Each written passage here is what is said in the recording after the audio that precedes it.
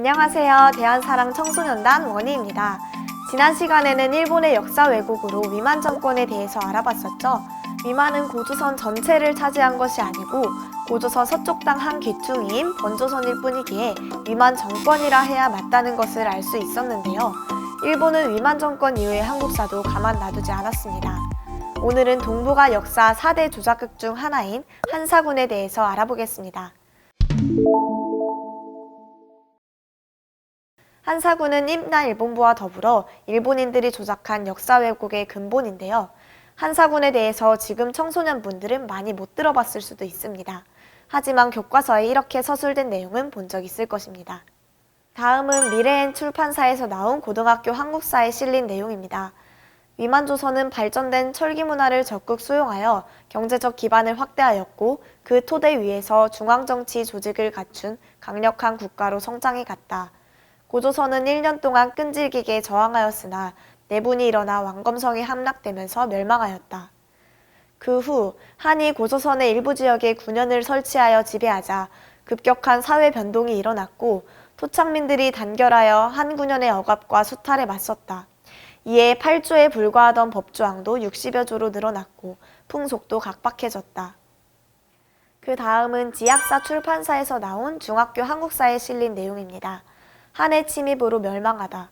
한은 고조선이 철기 문화와 중개무역을 통해 크게 성장하자 불안을 느끼고 고조선을 침략하였다. 이에 한은 고조선 지배 세력의 분열을 유도하였다. 남은 세력이 끝까지 저항하였으나 끝내 왕검성이 함락되어 고조선은 멸망하였다. 그 후 한이 고조선의 일부 지역에 군현을 설치하여 지배하자 급격한 사회 변동이 일어났고 토착민들이 단결하여 한 군현의 억압과 수탈에 맞섰다. 이에 8조에 불과하던 법조항도 60여 조로 늘어났고 풍속도 각박해졌다. 다들 이와 비슷한 내용을 보신 기억이 있으신가요? 1990년판 이래 제7차 교과서에는 한사군에 대해 교과서에서 이렇게 간략하게만 설명하고 있습니다. 문자적으로 한사군은 한 나라의 4개의 군현으로 풀어볼 수 있는데요. 우리나라로 치면 컬링 신화에 영미를 배출한 우상군이 있듯이 한사군의 군은 고을군, 행정구역 단위의 군자입니다. 그럼 한사군설이 어떤 건지 좀 더 구체적으로 알아볼게요.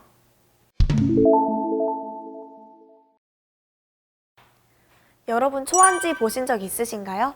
중국의 고전소설로 춘추 전국시대를 통일한 진나라 말기에서 한나라가 등장하기까지 천하를 놓고 대결하는 촉패왕 항우와 한패공 유방의 이야기죠. 한사군설의 주장은 천하를 얻은 주인공이 유방의 제7대 손과 관련이 있습니다. 그는 바로 한나라 무제입니다. 통일 동북아의 천하를 꿈꿨던 전한의 제7대 왕인데요. 징읍으로부터 약 2120년 전 한나라 무제가 10년의 싸움 끝에 흉노에 무릎을 꿇렸고 그 결과 나라가 피폐해졌습니다. 혹여 흉노와 위만이 손을 잡을까 두려워 이번엔 위만 정권을 무너뜨리려 하는데요. 하지만 1년이 넘어가도 전쟁은 끝날 기미가 안 보였습니다. 그 와중에 한나라 장수들은 서로 공을 쌓으려 다퉜고 결국 한무제는 대패하게 됩니다. 하지만 오히려 위만의 손자인 우거의 정권에서 내부 분열이 일어나게 되고 신하들이 우거를 죽이고 투항을 하게 됩니다. 한무제는 한나라 장수들에게 패배의 책임을 물어 육군 좌장군 순채를 기시형에 처하고 해군 누선장국 양복은 돈을 많이 내서 평민으로 강등시킵니다. 그리고 우거의 아들을 포함한 신하 5명은 산동성 인근 제후로 봉해집니다. 이것이 당시 한나라와 위만 정권 사이의 전쟁을 지켜본 사마천이 쓴 사기의 내용이자 실제 한사군설의 진실입니다. 특히 사마천은 한나라 무제를 섬기며 당대 종군기자 역할도 하고 현장 역사 사건을 직간접적으로 다 본 사람인데 한사군을 봤다면 서술을 빠뜨렸을 리가 없을 것입니다. 하지만 현재 강단사학계에서는 위만이 고조선을 차지한 지 86년 뒤인 108년에 위만 정권을 멸망시킨 한무제가 위만의 왕검성이 있던 평양 대동간 지역에 낭랑, 임둔, 진번, 현도사군을 두어 지배했다는 주장을 하고 있습니다. 이 주장에는 두 가지 의도를 볼 수 있는데요. 우리는 외세의 지배를 겪은 열등한 민족으로 자율이 아닌 타율적 역사를 가졌다는 것과 동시에 외세의 지배로 인해 외국의 선진 문물이 들어옴으로써 우리 사회가 비로소 개화되었다는 것을 주입시켜 식민 지배의 타당성을 강조하는 것입니다. 단군조선 연구의 핵심 쟁점 중 하나가 바로 한사군의 위치입니다. 계속 말씀드렸다시피 한국 강단사학자들은 한사군과 고조선이 한반도 북부의 평양 지역에 있었다고 합니다. 결론적으로 한반도 북부의 한사군은 본래 없었습니다. 자, 이 자료를 보시면 수나라 양제가 고구려 침략할 때 특수부대에게 사군을 통해서 평양을 공격하라고 나옵니다. 사군을 통과한 뒤에 평양에 도달하는 것이니 한사군은 요서지역에 잠시 있었던 거지 평양에 있는 것이 아닌 것이죠. 이것은 명백한 사건 조작입니다. 또한 중국 사서인 한서, 지리지, 오행지 등에서 한서군에 대한 내용을 살펴보면 2군, 3군, 4군 등 모두 다르게 서술하는 것에서 조작극이라는 것을 알 수 있습니다. 한서에는 무제가 낭랑, 현도, 진번, 임둔에 4군을 두었다고 하면서 지리지에는 낭랑, 현도의 2군만 기록하고 진번, 임둔은 기록도 되어 있지 않습니다. 결국 한사군은 한나라가 고조선 땅을 침략하여 지금의 요서지역에 설치한 식민지 9년이지만 북부역의 공격을 받아 오래 유지되지 못했습니다. 그 진실을 우리는 환단고기 북부여기에서 확인할 수 있습니다. 한번 북부여기 원문을 살펴보겠습니다. 개유 13년이라 한유철이 구평나하야 멸우거러니 잉용역치 사군하야 성이병으로 사침이라. 어시에 고두막하니 창이 기병하야 소지에 연파 한 구할세 유민이 사응하여 이조전하니 군보 대진하니라. 이것을 해석해보면 제위 13년 개유년에 한나라 유철이 평나를 침범하여 우거를 멸하더니 그곳에 사군을 설치하고 군대를 크게 일으켜 사방으로 쳐들어왔다. 이에 고두막하니 구국의 의병을 일으켜 이르는 곳마다 한나라 도적을 격파하였다는 뜻입니다. 이 기록을 보면 한사군은 한무제의 계획이었을 뿐 결코 실현된 적은 없었던 거죠. 설치된 적이 없었기 때문에 사마천은 사기의 한사군을 구체적으로 기록하지 못한 거고요. 그럼 논란의 중심인 한사군의 위치에 대한 주장을 살펴볼까요? 가장 많이 거론되는 낭랑군의 위치에 대한 주장을 살펴보면 명확한 단서가 바로 갈석산입니다. 사기세근 하봉기의 낭랑수성현에는 갈석산이 있는데 만리장성이 시작되는 곳이다라는 말이 있습니다. 갈석산은 중국에서 한국의 금강산만큼 유명한 산으로 하복선, 창려현에 있습니다. 이를 통해 낭랑군이 서록 설치가 되었다 하더라도 그 위치는 중국의 요령성과 하북성 일대라 해야겠죠. 또한 그들이 주장하는 평양, 위만조선의 중심지 왕엄성이라고 하는 곳은 실제로 이곳 갈석산에 있었습니다. 갈석산 창려현은 위만 정권의 거점 지역으로 그곳을 한무제의 군대가 쳐들어가서 1년 이상을 싸운 거죠. 그런데 그 왕엄성을 평양으로 땅을 떠다가 갖다 놓은 것입니다. 이것은 근본적으로 잘못된 것이죠. 결정적으로 일부는 굳히기 작전에 들어갑니다. 바로 낭랑 유적지에다가 정재현 신사비를 심어놨는데요. 일본인 학자 이마니시 류는 1913년에 낭랑군이 대동간 유역에 있다는 증거를 평안도에서 발굴했다고 제시합니다. 비석에는 한서 지리지에 낭랑군의 속현으로 점재현이 나오는데 우두머리가 백성을 위해 산신제를 지낸 내용이 새겨져 있다고 합니다. 사진에 아이의 겁이 질린 표정이 인상적이죠? 왠지 무슨 상황인지 짐작이 갑니다. 북한 학자들이 분석해보니 비의 기초에 시멘트를 썼다는 걸 밝혀냈고 비석들의 성분도 그 지역이 아닌 요동 지역의 화강석과 똑같음이 밝혀졌습니다. 결국 이 비는 일제 때 요동 지역에서 옮겨서 시멘트 위에 세운 것입니다. 신채호 선생의 말과 같이 귀신도 못하는 땅 뜨는 재주를 부린 것이지요. 여러분, 한사군설에 대해 조금 정리가 되셨나요? 중요한 것은 우리의 지금 현실입니다. 이렇게 많은 부분에서 한사군설은 허구라는 것을 느낄 수 있는데요. 그런데도 한국 사학계는 그 조작설을 그대로 따르고 있습니다. 그들의 주장의 결론은 고대 한국은 중국의 식민지 역사로 시작되었고 근대 한국의 역사의 출발점 또한 일본의 식민지 역사라는 것입니다. 한반도에 한사군을 설정한 것이 빌미가 되어 우리는 일본뿐 아니라 지금 다시 중국에게도 역사를 빼앗기고 있습니다. 중국은 한사군이 한반도에 있었다는 설을 동북공정에 적극 활용하여 100여 년 전 한나라 때의 중국 영토를 한강 이북까지 확대하였습니다. 이 황당한 내용은 서양의 세계사 교과서에도 그대로 실려 있습니다.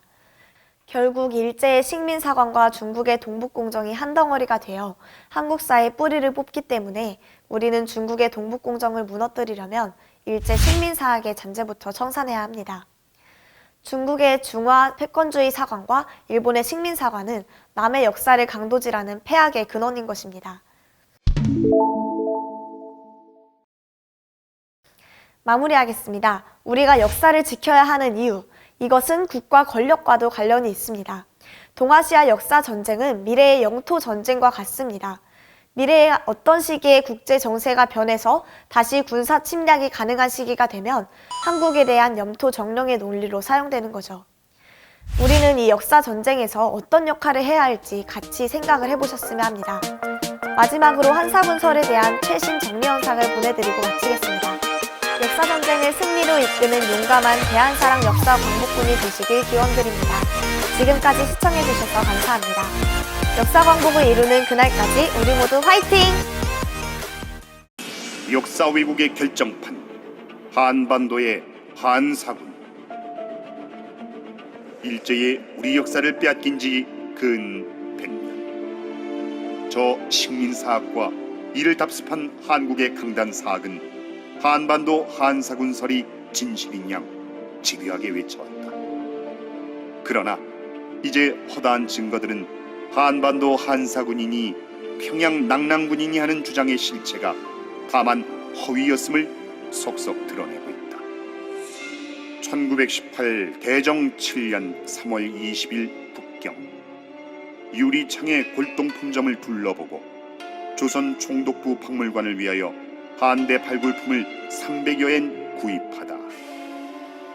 1918 대정 7년 3월 22일 오전에 다케무라 씨와 유리창에 가서 골동품을 사다. 유리창의 골동품점에는 비교적 한대 발굴물이 많고 낙랑 출토류품은 대체로 다 갖추어져 있어 그것들을 적극 수집하다. 일제강점기 자신이 직접 숱한 유적을 발굴했다며 낙랑군이 평양 일대라 강변한 관변 고고학자 세키노 다다시. 그러나 한사군은 중국에 있었다의 저자 이나대 문성재 박사는 10여 년간 세키노의 행적을 추적하고 그 일기를 들추어 놀랍게도 발굴된 유적이 아니라 북경의 골동품상 수집 유물임을 밝혀서 낙랑군 역사가 조작됐음을 폭로하였다. 그뿐이랴. 낙랑군이 평양이 아니라 중국 요소에 있었다는 사실이 분명해지자 이제껏 낙랑군 평양사를 외치던 강단 사학계는 평양의 낙랑군이 나중에 요소로 옮겼다며 이른바 교치설을 꺼내든다. 하지만 이 주장은 이미 지난 1913년에 역사 왜곡의 중심 조선사 편수의 소속 이만희시 류가 조선 반도사에서 억지 주장한 것임을 한가람 역사문화연구소 이덕일 소장이 통렬히 지적했다.